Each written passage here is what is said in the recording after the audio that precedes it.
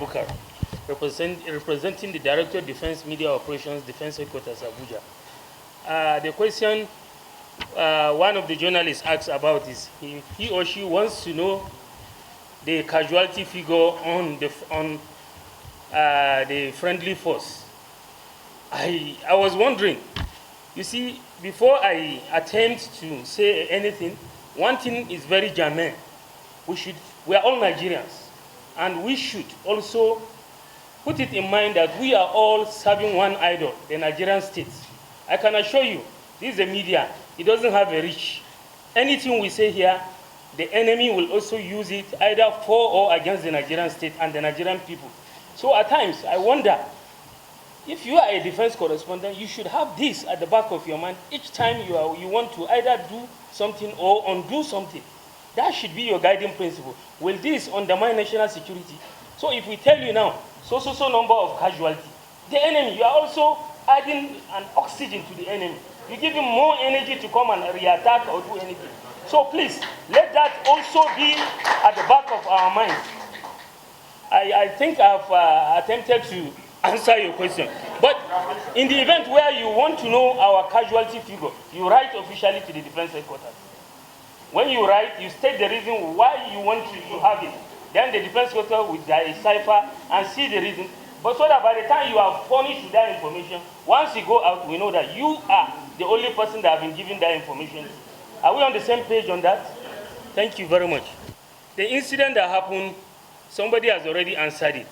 It happened within the fringes of our borders. And you and I know that the members of the armed forces are not omnipresent.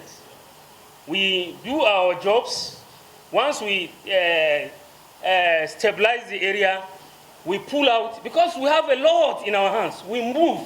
We expect other agencies of government that are statutorily having that responsibility to hold ground. In the event where there is lacuna, we always have this issue.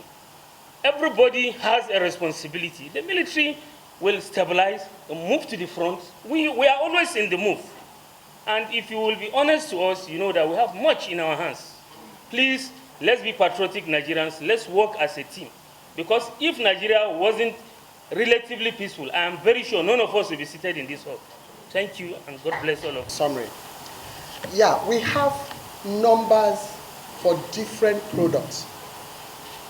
And we have a mechanism whereby it is there for public use to show that this number is for this. Like the number for bread is different from number for water. The number for drugs are also different. And we have what we call NAFDAC Green Book.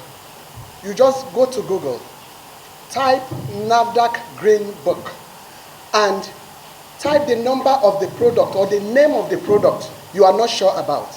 It's going to give you the registration status from the name, the number, and everything. And you will see whether the product you are talking about is registered or not. And whereby you are not satisfied, please, you can go to the nearest NAFDAC office with that product. And I will assure you that it will be taken care of. Thank you very much. Thank you very much, Doctor. Next, I invite the defense head. Asking what is the government doing to step up efforts to combat crimes and criminalities at the borders. Okay, as we are aware, Nigerian Mission Services has the responsibility of border surveillance and patrol, among other functions that she performs. So, what we are currently doing now, of course we are doing a lot.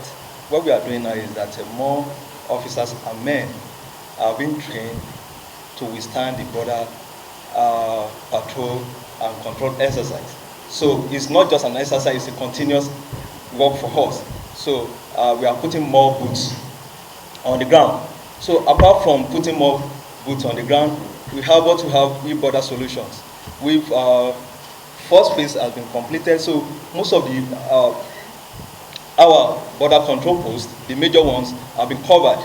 So to complement human efforts, the government, through Nigerian Mission Service, is deploying technology, high-tech camera, drones, just to get a footage of our border area. You know that we have expansive border. On the north, we are bordered by Niger Republic, then northeast by Chad, then southeast, other flank of our border, we have the Cameroon and we have Benin. So all these borders are going to be covered using technology so that we can get online, real-time images of what happens at the border. So the game changer for us is the government investment in e-border solutions. And we are doing it currently.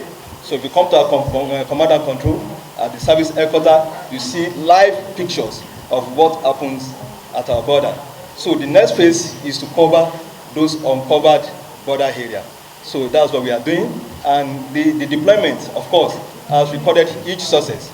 So it helps us to track movements of what we call irregular migrants, so to speak, and criminals. We may want to use the challenges we currently face at the border to sneak into the country.